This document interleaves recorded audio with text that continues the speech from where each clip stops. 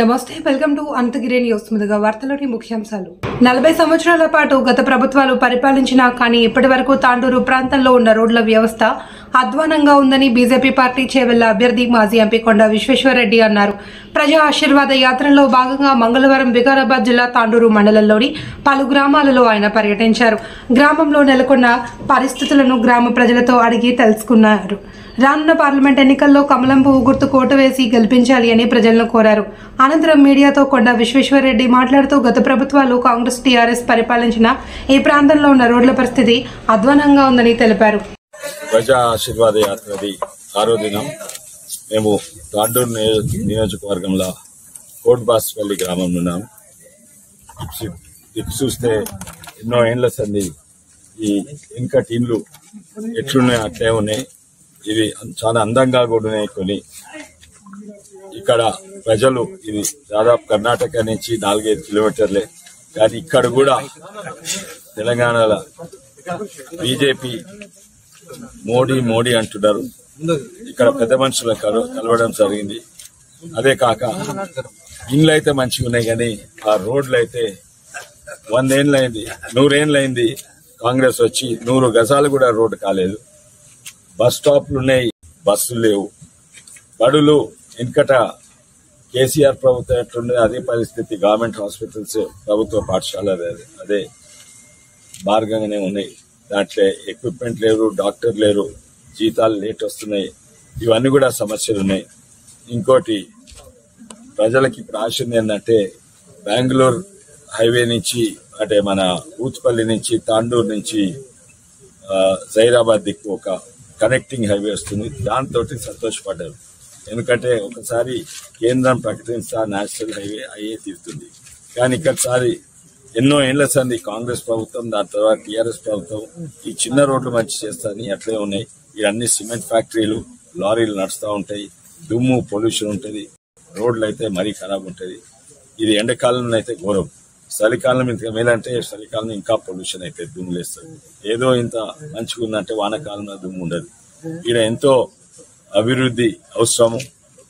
ఎందుకంటే ఇక్కడ last corner border area, ఇక్కడ ఏం చేసినా కూడా పట్టించుకోరు మన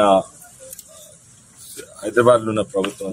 కానీ బీజేపీ అయితే తప్పనిసరిగా మేము వచ్చినప్పుడు ఈ రోడ్లు అయితే వేసి తీరుతాము. ఈ సమస్యను మేము పరిష్కారం చేస్తాము.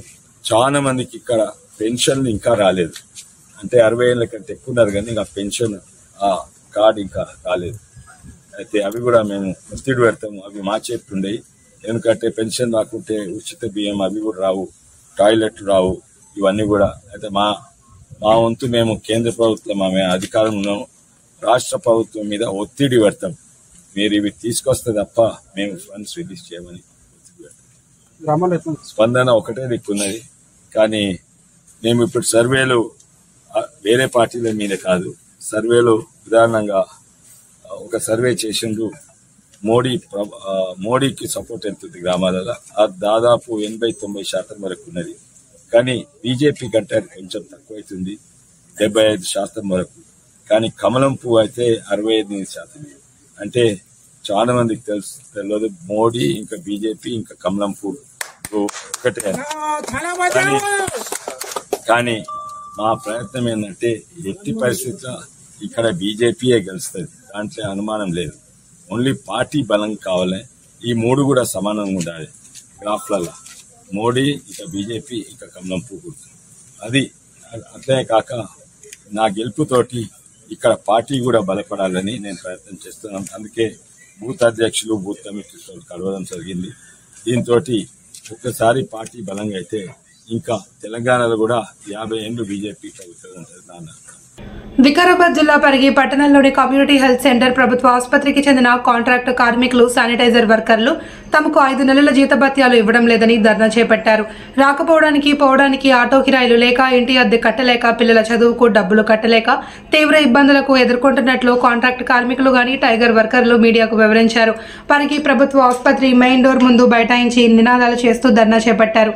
కాంట్రాక్ట్ కార్మికుల యజమానానికి విఠల్ నాయక్ ఎన్నిసార్లు చెప్పినా పట్టించుకోవడం లేదని ఆవేదన వ్యక్తం చేశారు. తమకు పీఎఫ్ ఎంత కట్ అవుతున్నాయి, పూర్తి స్థాయిలో జీతాలు ఎంత వస్తున్నాయి అనే విషయం తమకు తెలియదు. వెల్లడించారు. తమకు జీతం ఎంత వస్తుంది, ఈఎస్ఐ ఎంత కట్ అవుతుంది, పీఎఫ్ ఎంత కట్ అవుతుందో తమకు తెలియదని, తమకు మాత్రం 10,000 జీతం మాత్రమే వేస్తున్నారని, అది కూడా 4 నెలల నుంచి జీతాలు ఇవ్వడం లేదని ఆవేదన వ్యక్తం చేశారు.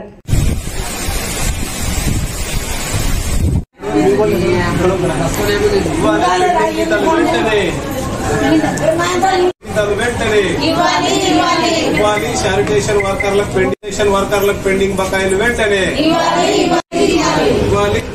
వర్ధిల్లాలి కార్మికుల ఐక్యత, వర్ధిల్లాలి కార్మికుల ఐక్యత, నశించాలి కాంట్రాక్టర్ నుండి వైఖరి, వర్కర్ల ఐక్యత, వర్ధిల్లాలి శానిటేషన్ వర్కర్ల ఐక్యత వెంటనే ఇవ్వాలి, శానిటేషన్ వర్కర్ల పెండింగ్ 4 నెలల బకాయిలు వెంటనే ఇవ్వాలి, 4 నెలల పెండింగ్ జీతాలు వెంటనే ఇవ్వాలి, కనీస వేతనం 20,000 రూపాయలు. నీళ్ళు తాగిండు సార్, మేము నీళ్ళు తాగేస్తే బట్ట కూడా ఏమంటాడు, 2 నిమిషాలు తక్కువ తిని తిని తిని తిని చచ్చిపోతారా? అడుగు 5 సార్లు అడుగు, నువ్వు అందడా లేదా మాట. ఇవ్వాలి, కనీస వేతనం 20,000 రూపాయలు. వార్తలింటితో సమాప్తం. మళ్ళీ మరొక బులెటిన్లో కలుద్దాం.